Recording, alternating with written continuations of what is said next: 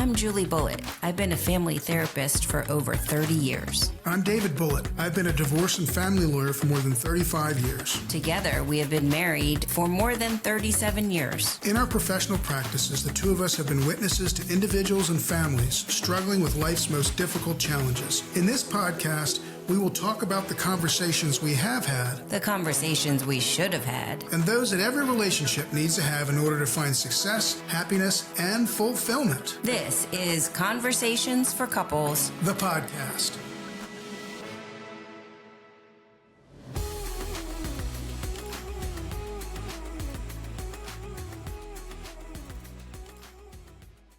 We are here, a very special Conversations for Couples. The podcast. Number 50. Wow. It's a celebration. It is a celebration. It's a lot of podcasts don't make it past the first year. A lot of them don't make it past the first 10. That's true. No, but we've been releasing episodes now every 2 weeks since January of 2024. And this is our 50th episode. I don't count the trailer, so the trailer doesn't count as an episode. But this is the 50th episode that we've sat someplace, not just here, but in our other location together recording podcasts. And just by way of a summary, and I had to write this down a little bit, so folks who are watching, you see me reading because I sort of am. But over those 50 episodes, we have had a total of 41 guests. Wow. Matchmakers, TV reality stars, pro athletes, financial planners, entrepreneurs, artists, authors. We've had physicians, therapists. A lot of therapists. Yes, lots of therapists. I'm going to talk about a few of those. Lawyers, mediators. And then just couples like you and I that had really cool stories. More of them to come, by the way, in our next 50 episodes. We've had experts in sex and intimacy and parenting, grief and loss, fashion, right? Etiquette, yep. Physical and mental health.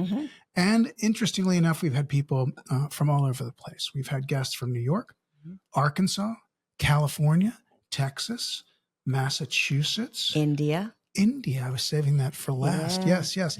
And we've also done several episodes, just the two of us, which I really like. And we're going to talk about some of what we've talked about over the last 2 years, what we've learned, right?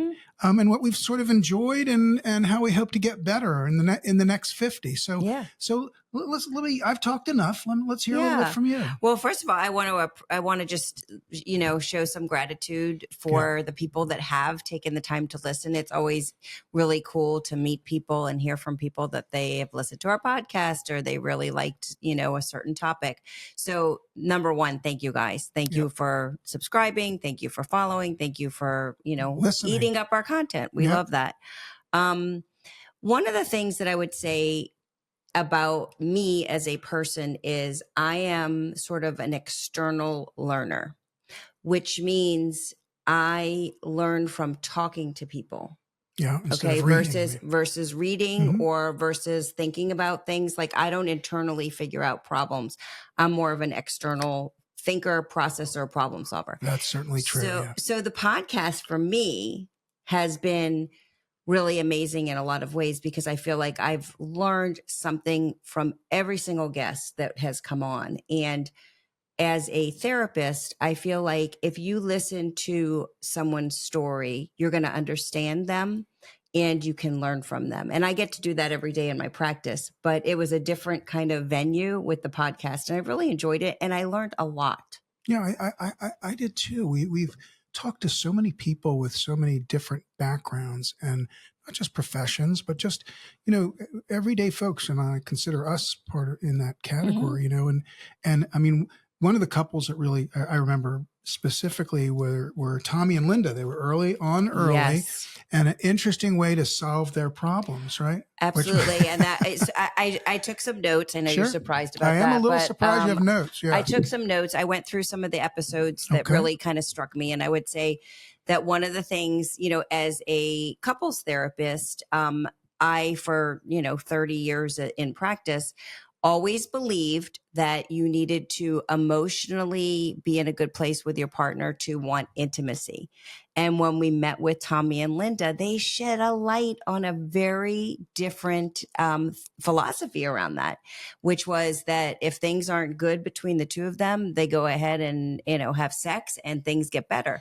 And it made me pause because that was really directly against what I had been doing as a couples therapist. I think the logic tells you have to be, you're not going to want or enjoy sex with somebody if you're mad at them. But here it's sort of inverted. And she was very open. And he was happy about it actually, but she was very open. I thought, and it's a unique way, it shows how unique every relationship is. But I think we can learn from that. I mean, you got mad at me the other day, and I tried to have sex with you, and you said no. Yeah. Not That's really. True. I made that up. But that would happen if I was mad at you. Yes. I wouldn't want to have sex. Right. But Tommy and Linda's relationship was different. So I really appreciate that. That episode stood out to me. And then I have, several more things that I've sort of learned. And I was thinking this episode of, our 50th should focus on, the things that we've learned from our podcast. Yeah. So that was one thing that I learned. I also going back to one of the earlier episodes, with a guy named Jeff Nelligan, who is an author, you remember, and he had the boys and raised the boys. And he was talking about raising resilient kids. And although we've sort of had thought about that, and we read some things ourselves, helicopter parents and all that stuff, he really drove it home. Yeah. Remember the example where he dropped his son off with $5 at the mall? It was awesome. Said, figure it out. Yeah. And his philosophy was somewhat like, and we did an episode on that, which was the Anxious Generation, which was a book, a very popular book right now. Is it Jonathan Haidt? Jonathan Haidt. And it's really about technology and, being too focused in on protecting our kids from everything in the external world, but in the virtual world, the internal screen time, we're not doing enough. And John, Jeff Nelligan, sort of was an early proponent of some of that thinking. Really, very much so. And although again, we raised our 4 kids with moderate success, I would say pretty, nature, nurture, whatever you want to say, but I'm not sure we really did that exactly. And I just thought it was a very interesting. There's a couple of books out, and so if you haven't looked him up, look up Jeff Nelligan, very interesting guy here in the DC area. Yeah. So let's go a little across the pond and over to the other side of the world and talk a little bit about our friends Anjali and Garam. Yeah, they I knew that they were going to be fascinating to interview, and they were indeed. So they had an arranged marriage, which I find actually very intriguing. And I think probably statistically, arranged marriages make it better than non-arranged marriages. That's right. Which, if you ask people about it, but I think the concept of like you make it work and you learn to get along, and they really did. They've done a great job with a lot of connecting, a lot of communicating. I love that they were wear the same colors each day. They were the same thing. They were a highlight. They were so fun because it was culturally so different. Very different, but it is interesting. I think what I drew from that in terms of the arranged marriage and why the divorce rate is lower. And I did ask them if they thought that everyone was happy, and they were upfront and said, some people may not be as happy as we are, but I think it's a community investment in the relationship. And when you have accountability, not just to yourself or not just to your partner, but to an entire community and your families who have put all of this time and effort into figuring out who you should be with, you probably have some responsibility. And that might call for, when these difficult times show, and we see here in the United States, folks have a little bit of difficulty for a few months and they're knocking at my door or calling or looking for therapy or whatever the case may be. But these people were just really, really invested in their relationship. Yeah. So we learned a lot about arranged marriages and, about getting along, and sort of like, if you can't be with the one you love the one you're with. I think of that song, which is a little bit, similar, kind of like, just make it work. Like, here you are. This is the person you're with. Well, but the love came. Yeah. Yeah. That was the part that again, talking about how things happen in reverse, right? Yeah. We talked about Tommy and Linda having sex and then they get Yeah. along.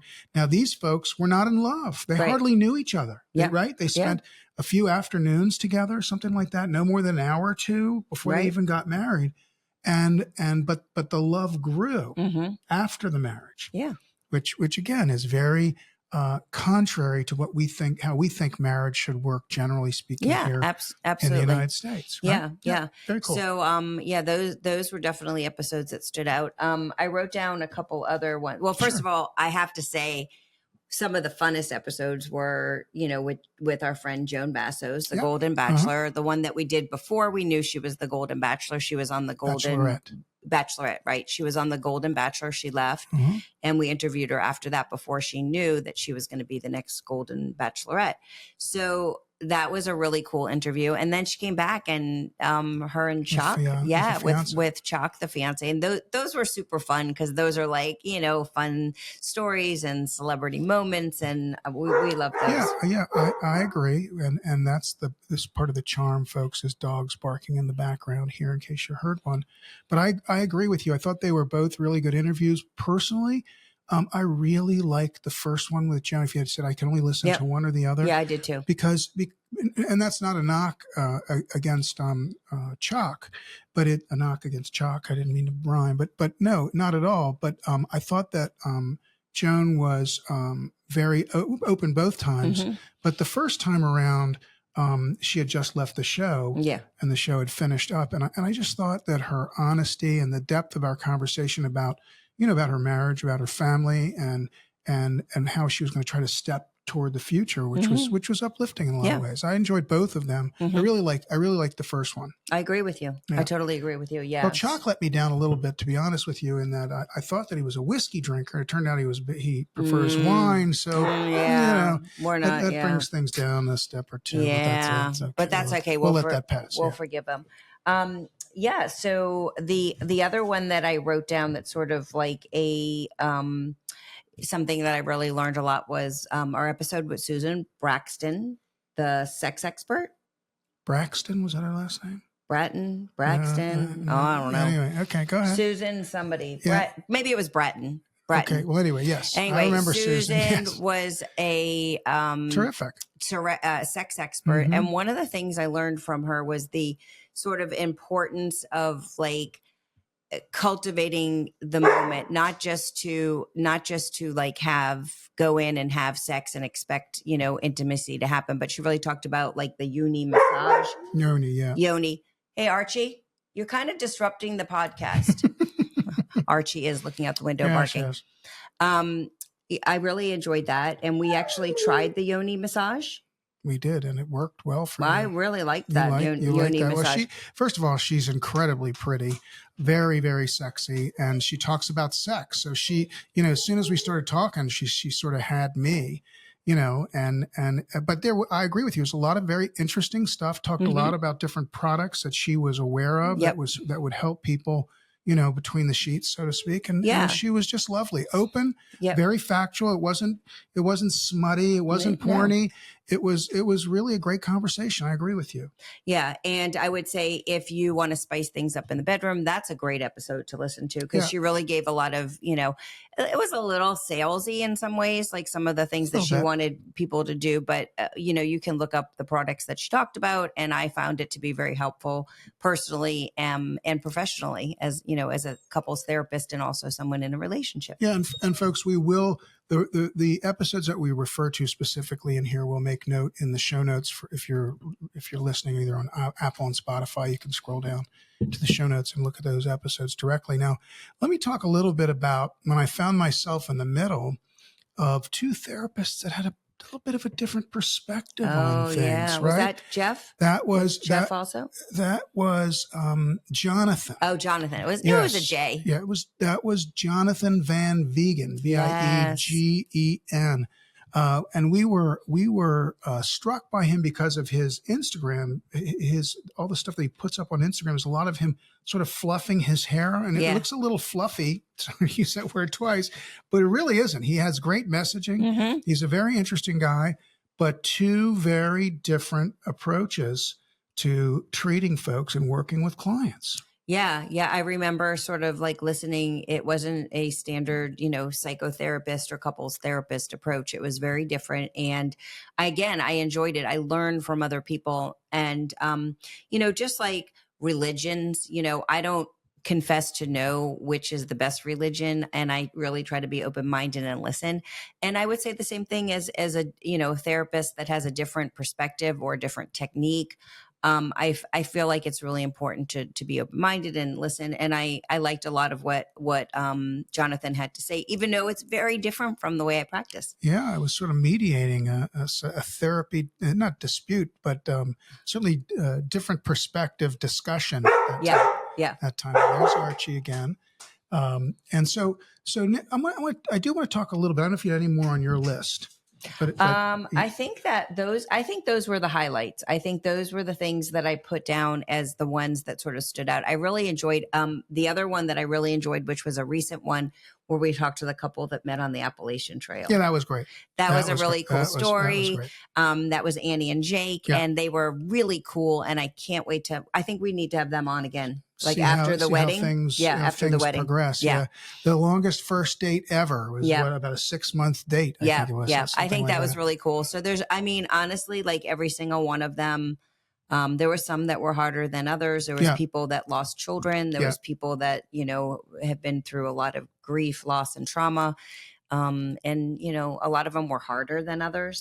Yeah, I thought that Jessica Fine's story, and she had the adopted kids, and her daughter passed away after Delilah or Della. It was a flower, Dahlia. Dahlia. Dahlia. It was ultimate. It was such a sad story, but ultimately so uplifting in the way that, that Jessica told the story about her daughter and how she worked with her and how she supported her and how much she meant in her life. And ultimately she passed away. But at first, I thought it was going to be a very sad interview, and ultimately, I felt like it wasn't. It was sad, but it made you feel good about how this family had sort of gathered together and worked together. Yeah, yeah. And then I also really enjoyed. We had Rob and Reese share on, and it is National Adoption Month right now. Happy National Adoption Month. We are an adoptive family. We've talked about that before. We have 2 biological and 2 adopted children. So really talking to Rob and Reese, who adopted 5 kids from foster care. That was such a cool conversation. And we sort of talked about like, hey, how did you do this? What were the challenges? How did you keep your relationship going? Yeah, no, it was very, very interesting. And they run a really terrific nonprofit called Comfort Cases. We'll put the link to that website here. That helps kids in foster care, gives them backpacks with personal belongings, things of that nature. You can read all about Rob's story on their website, and a link there will be in our show notes. Now, I want to talk a little bit about 2, which I'm a little bit surprised, and you're just going to say because they're pretty, which isn't the case. Okay. I want to talk about 2 women that we had over the last couple of months come on. First, let's talk about Allison Shepherdak, the etiquette expert, for lack of a better word. She gave us a quote that we will both always use. I use it all the time. And it was? Clarity is kindness. Clarity is kindness. Yes. And I use that in my therapy practice a lot. And she was talking about it in the, in the area of, when you go out at night and you're not sure what you want to do, and your partner asks you and you're not clear, and maybe you want to do this or do that, and you say whatever you want to do, which is, and we talked about how that being the wrong thing to do. But she used that clarity is kindness in that discussion. And a lot of what she talked about in terms of etiquette, and we're not talking about necessarily just where your fork goes or what shoes to wear, but about how being polite, courteous, and decent to people is important. And in the relationship and out. In and out. Absolutely. Yeah. I agree with you. I was wondering a little bit how she was going to hit on the relationship message and information, but I thought it was a great episode. And yeah, you liked her because she's very pretty too. She is pretty, but she is pretty, and so is Sydne Sadick, who Yes. our fashionista, who's She's all over the fabulous. airwaves talking about fashion and so forth. And again, you say, okay, well, it's fashion, it's lightweight, it's sort of there I go, fluffy piece kind of a thing. Right. But it turned out that it wasn't so much, right? No, she really talked about like dressing for yourself and dressing for your partner and how important it is to get dressed and feel good about yourself. Yeah, she had a lot of really cool messages. So she was a lot of fun too. She was a lot of fun and she looked great. But yeah, it was, and she talked a lot about, you don't have to have a lot of money. Right. And that sometimes getting dressed in a certain way makes you feel good. And if you feel good, you present well, your partner is happy and you're happy, and it's a good thing. Yeah, I love it. Yeah, it was great. Well, that's a very quick and cursory look back at 50. We didn't even get close to 50. We probably talked about 10 of the 50 episodes. And we just want to say, folks, again, thank you. Thank you so much. And if you haven't subscribed to Conversations for Couples, the podcast, please do. And tell people about the program. And we hope to have another 50 under our belt. Another 50 under our belt. Follow us, please, on Instagram, on Facebook, on TikTok. You can watch our videos on YouTube at The Bullits, at TheBullitts. We will see you, episode 51. Let's start on the next 50. On Conversations for Couples, the podcast. Julie Bullitt is a professionally licensed clinical social worker and family therapist. David Bullitt is a divorce and family lawyer. Julie is not your therapist, and David is not your lawyer. This podcast is meant for educational and entertainment purposes only.